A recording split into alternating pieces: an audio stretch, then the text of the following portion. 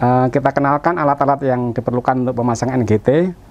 Nomor satu ini ada selang NGT, ya. Ada beberapa nomor. Untuk dewasa biasanya kita pakai nomor 16 sampai 18. Untuk anak-anak nomor 12 sampai 14. Kemudian untuk bayi bisa kita pakai nomor 6, ya. Kemudian alat yang lain ada spet 50 cc yang lubangnya di tengah, ya, ini, ya. Kemudian kasa-kasa, kemudian jelly, kemudian air, ya, kemudian bengkok, kemudian plester, kemudian ada duk, ya, supaya nanti pasiennya tidak kotor, ya. Kemudian ada gunting, ada spet, ya, ada lidokain, ya. Lidokain ini nanti kita pakai kalau pasiennya sangat sensitif, ya. Kita mungkin kumur-kumur lidokain dulu. Kalau pasiennya sudah terasa tebal daerah mukosa hidung dan faringnya, baru kita lakukan pemasangan NGT. Ya, ini handscoon steril, ya, ukuran sesuai dengan kita, ya. Kalau saya ini nomor 7 atau 7,5. Kalau kalian bisa nomor 6,5 silakan. Tetapi harus diingat handscoon ini bervariasi, bermacam-macam. Kalau sangat tipis sekali, mungkin kita harus pakai double, ya.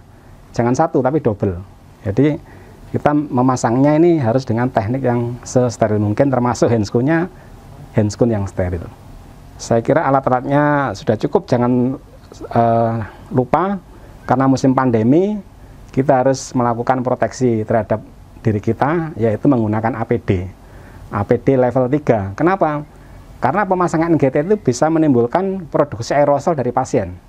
Kalau aerosolnya keluar kemudian mengenai kita, padahal pasiennya mungkin ada virusnya, itu bisa kena kita yang terpapar. Oleh karena itu APD level 3 harus kita kenakan dulu sebelum kita melakukan pemasangan NGT. Demikian juga pasiennya harus kita siapkan, karena musim pandemi COVID, ya, pasiennya harus betul-betul dilakukan screening COVID, ya. Kalau pasiennya tidak ada COVID-nya, nah, kita tetap dengan APD level 3 lebih aman untuk melakukan tindakan. Tetapi kalau pasiennya COVID, tentu perlakuannya berbeda, gitu, ya. Misalnya COVID harus dipasang dengan NGT, maka kita prosedur COVID-nya harus betul-betul lebih detail. Misalnya memasang NGT-nya harus pakai box, ya, di ruangan khusus, ya. Kemudian perlengkapan untuk untuk COVID-nya, misalnya APD level 3-nya dari penolong kita. Sebagai penolong mungkin harus pakai full face mask, ya. Tidak cukup hanya menggunakan masker atau pakai face shield, tapi harus pakai full face mask yang bentuknya bisa dipakai renang, itu, ya, nutup rapat. Nah, itu mungkin bisa memproteksi kita untuk pasien-pasien yang sakit menderita COVID. Saya kira kita belajar yang kemungkinan bukan COVID, ya. Nanti kalau COVID mungkin penjelasannya lebih detail, ya. Ini yang non COVID aja, ya. Tetapi tetap karena musim pandemi, kita tidak tahu status pasiennya, tidak dilakukan PCR karena PCR-nya itu mahal, mungkin hanya swab antigen aja. Dan swab antigen itu kan levelnya di bawah PCR, maka tentu kita harus tetap proteksi diri dengan APD level 3. Saya kira nanti sebelum kita menerapkan dan melakukan pemasangan NGT, kita harus memakai APD dulu. Demikian kita akan melangkah kepada prosedur pemasangan NGT.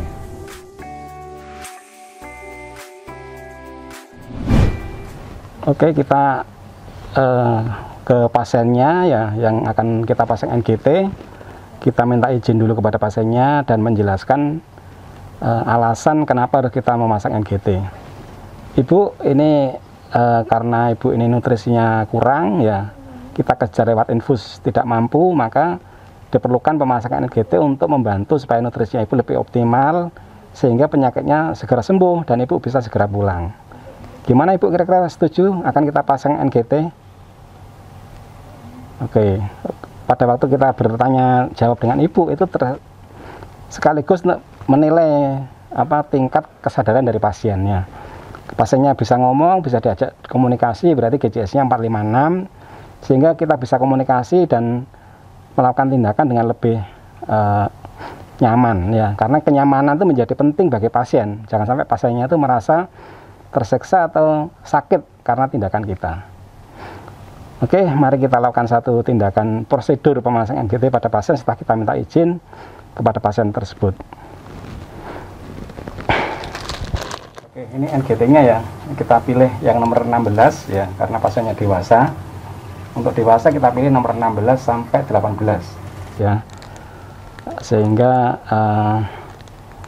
mungkin ini lebih besar ya daripada yang nomor 14. Kalau yang ini untuk anak-anak, yang ini untuk dewasa. Kita buka dulu.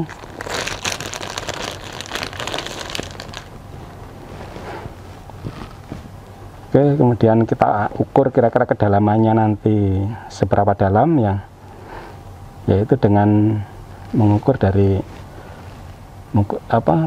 hidung sampai ke lambung ya. Kira-kira kalau di sini ada tulisannya 50 cm ya, 50 tulisannya ya. Ini kalau diukur kemungkinan 15 sampai 20 cm. Kemudian nanti ada satu tindakan di mana pasiennya kita suruh fleksi, yaitu pada waktu ujung dari kateternya ini menyentuh nasofaring. Kita ukur dari sudut bibir mulut sampai ke tragus ya, kira-kira di sini ya. Kita akan lakukan cuci 7 langkah, kemudian kita pakai handscoon.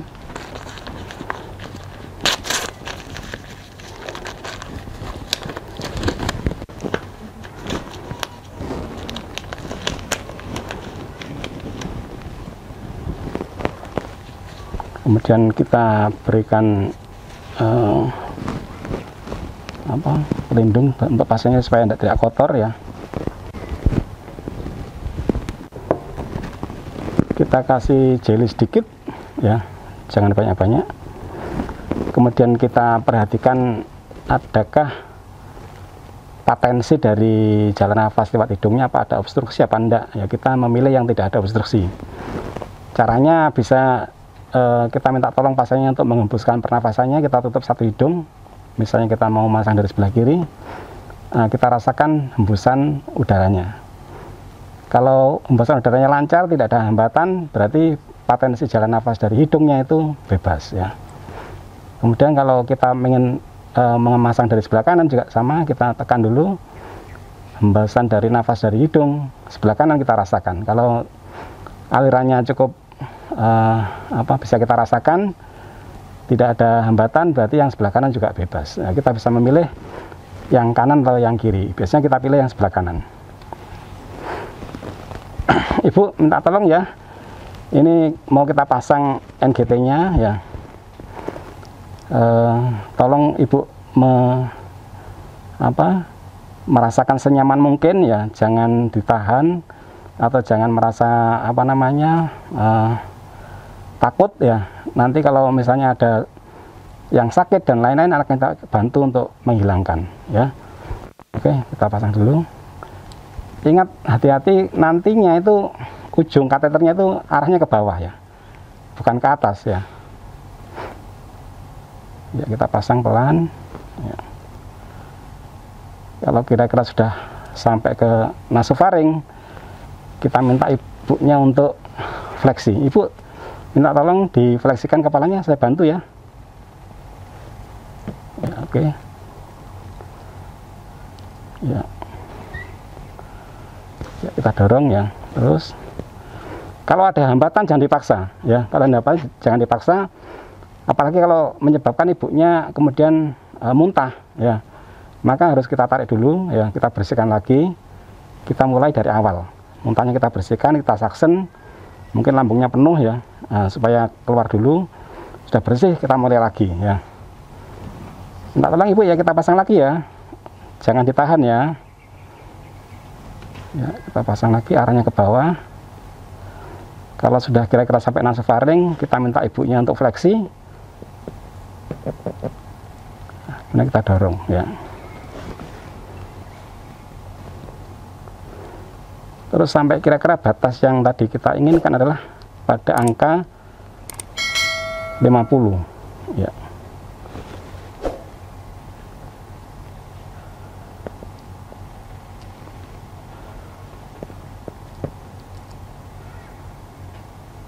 Oke, selangnya sudah masuk ya, sesuai dengan kedalaman yang sudah kita ukur dari awal tadi ya.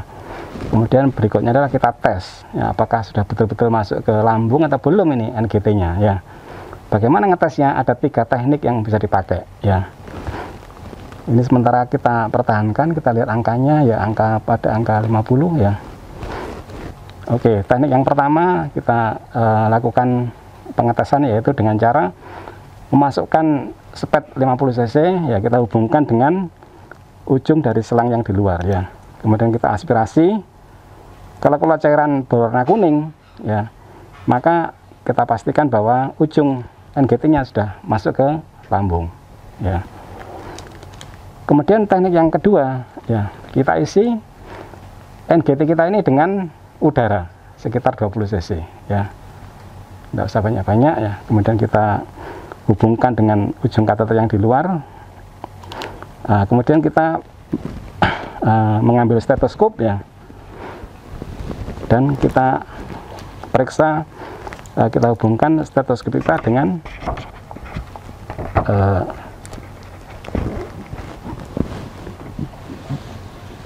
abdomen yang sebelah kiri dari pasiennya. Kemudian kita dorong, ya, udara ini masuk ke NGT, ya, sambil kita dengarkan di lambung dari pasien, dan kita kita dorong kuat, ya. Kalau terdengar suara suara sebagaimana yang tadi kita keluar dari spet itu, ya, suara udara, ya, itu maka kita pastikan NGT kita sudah masuk ke dalam lambung, ya. Kemudian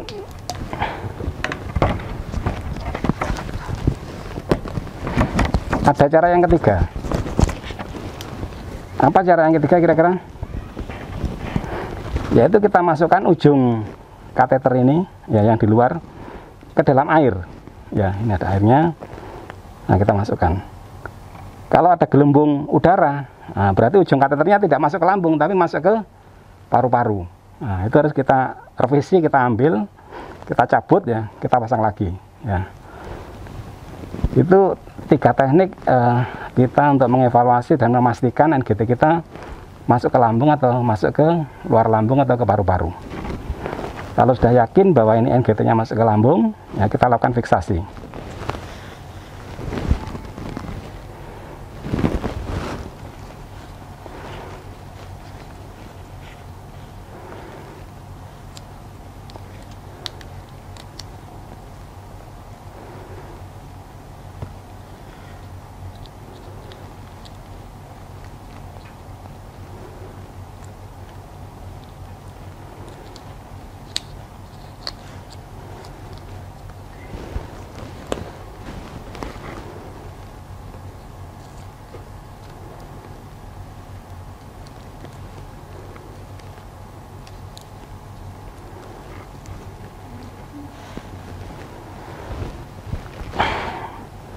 Oke, kemudian misalnya lambungnya isinya penuh, ya, kemudian sebagian caranya itu merembes ke sini, ya, kemudian supaya tidak mengotori lingkungan kita bisa kita tutup dulu, ya, dengan cara kateternya kita tekuk, ya, kemudian tekukannya kita masukkan ke sini, ya. Oke. Kalau misalnya ada kantong, ya, untuk membuang misalnya kotorannya penuh, ya, kita cari kantong. Nah, kita hubungkan kantong tersebut dengan ujung ini, ujung luar dari NGT. Ibu sudah selesai pemasangan NGT-nya, ya. Mudah-mudahan NGT ini bisa bermanfaat untuk memberikan nutrisi kepada ibu, ya, dan ibu segera pulih dan sembuh, ya, sehingga bisa kembali ke rumah.